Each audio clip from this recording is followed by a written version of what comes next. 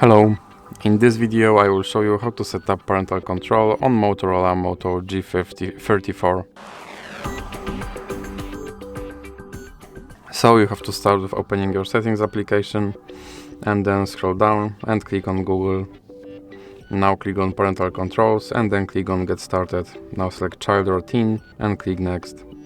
Now click on add or create account for your child.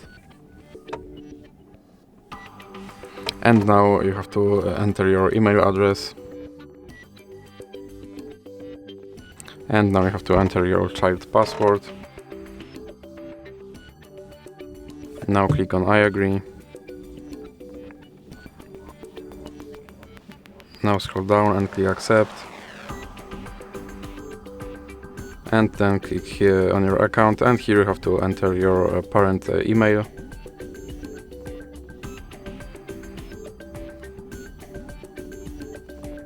Then click next, and here you have to enter your parent password. Now you have to scroll down, and here you have to enter your child password again.